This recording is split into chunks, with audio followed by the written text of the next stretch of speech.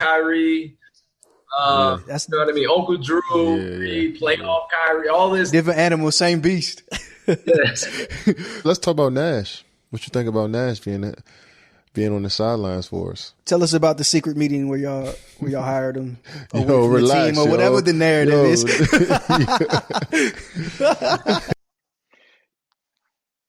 As I told you guys, Kyrie and KD did not hire Nash. I don't even think Kyrie wanted Nash. And I think you're going to be able to discern that from the tone of how things goes after this part, right? Like the fair thing that they said was the media takes their words and twist it and whatever. But here's the unfair thing that they said in this joint. Matter of fact, I'll cover that after. I'll cover this is what happens when I'm flying solo without my partner Sam, who's off being awesome lawyer dude, sharpening his Esquire sword. But let's keep flowing. Let's let Kyrie keep telling you why I know he didn't hire Kenny. Yeah. So what happened? We have been planning.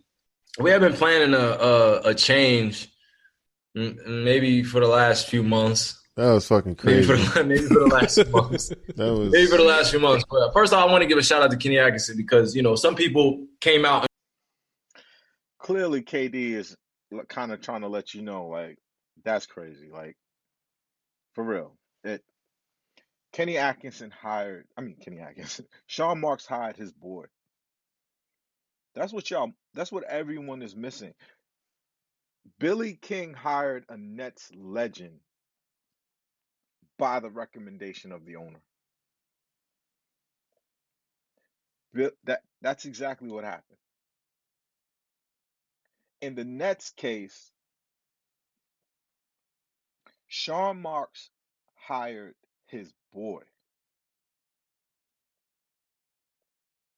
someone who he said this is one of the closest people to me in basketball, and he got the twofer in this case of he got to keep his other boy on the bench. That gives the GM a lot of influence. That gives the GM a lot of power. Not that I'm saying he's going to I don't have any evidence of the fact that Sean Marks is going to be uh you know driving the car um from the GM suite. That's not going to happen. What what is going to happen, he's going to have a lot of input. The top guys is him,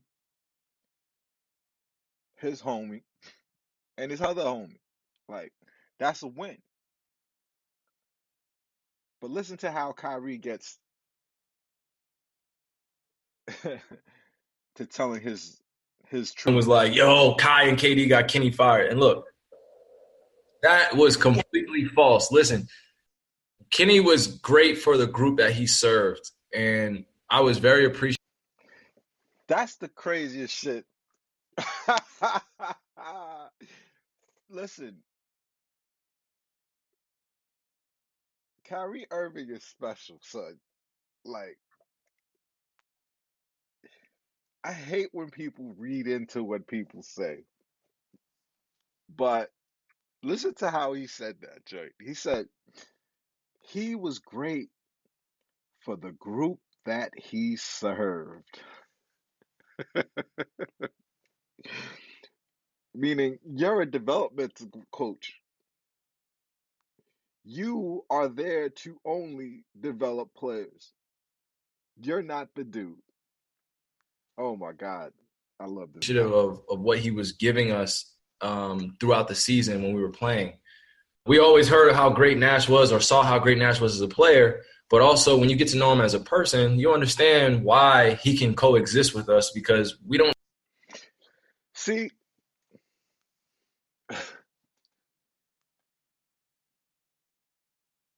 this is the danger of of acquiring superstars and not growing a superstar within your organization. This is Sean Mark's burden going forward. Sean Marks has to be a Pat Riley figure inside of his organization in order to win ultimately.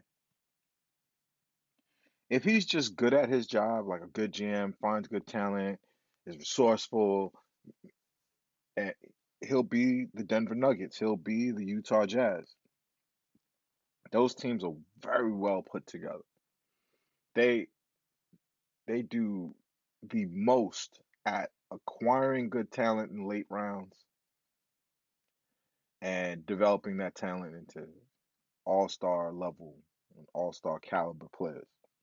Even their fringe players are good. You know, NBA players is what I mean. A lot of times people draft players who aren't NBA players, and they're drafting non-NBA players in the lottery, which is why their organizations can't get better. Sean Marks can't just be that. That's almost what's unfair about this job, but at the same time, this is where the whole championship shit pivots. Sean Marks has to be able to maintain institutional control so that the team has a hierarchy, that there is a some kind of semblance of who's in charge.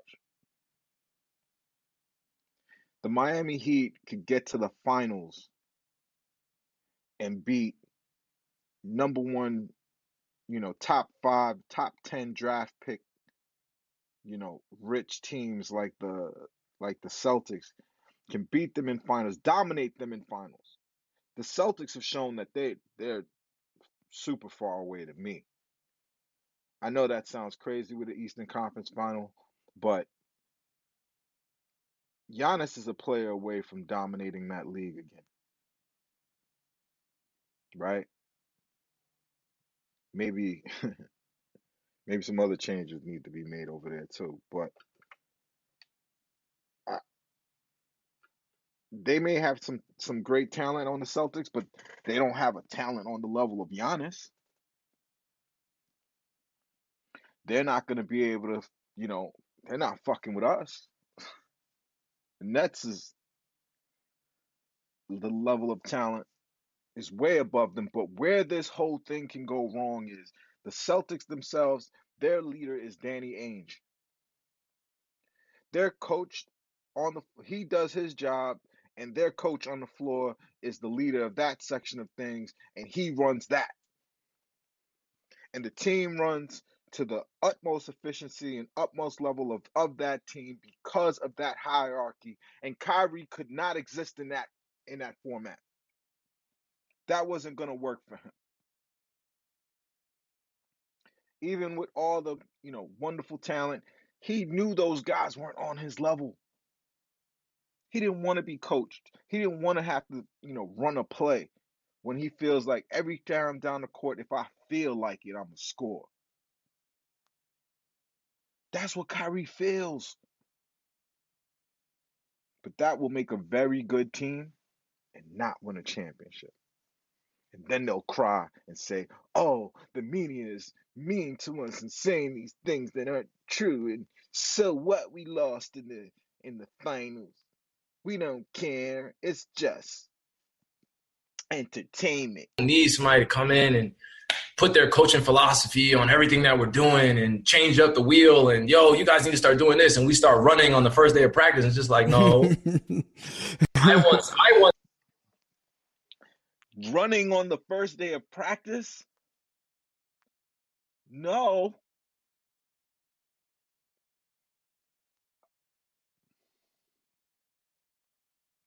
This is the fourth time I'm listening to this. This is this is bad news. And and I didn't even want my partner to come on here and take time away from his studies and progressing in his career. I wanted to be able to address this thing and be the only one on the limb because I think the current Nets and Knicks journalists don't tell the truth. I think way worse on the Nets, but you know, the Knicks beat writers are tired of writing bad stories. The Nets beat writers, on the other hand, have another problem, and it's that no one is asking the hard questions. Steve Lichtenstein sometimes, and I think you could you could even feel like the acrimony between Lichtenstein and Kenny sometimes. Not that there was beef or anything. I just he when you're a reporter that asks good questions, that gets on these guys' nerves.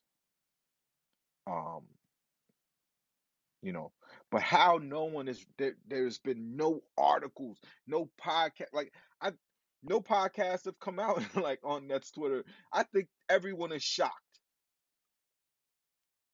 But that's what the front office podcast is for, is because I want to let people know it's okay to question this shit. We have to. The the the national media don't care about our team. They're just parasites on these guys' influence. We care about the Nets. We want the Nets to win. We don't want to blow this opportunity. You know, getting these players of this level together on a team is like a lunar eclipse, right? The shit happens once every 79 years or something like that. Don't quote me. But the fact of the matter is, it's as rare that you could put this together.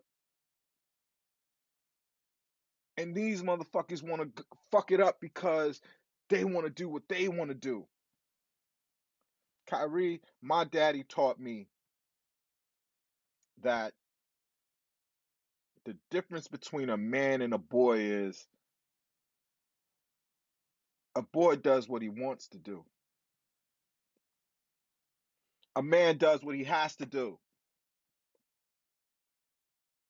You keep talking about service. Throughout this whole thing, I keep hearing you use that word. I'm a man of God and I serve God through my service. I love that. That's a beautiful statement.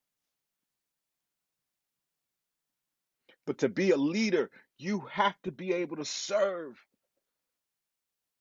That's one of the most amazing things I used to hear Russell Simmons say. I used to hear Diddy say. These are leaders of men. These are people who command and demand the the utmost out of the people that work for them.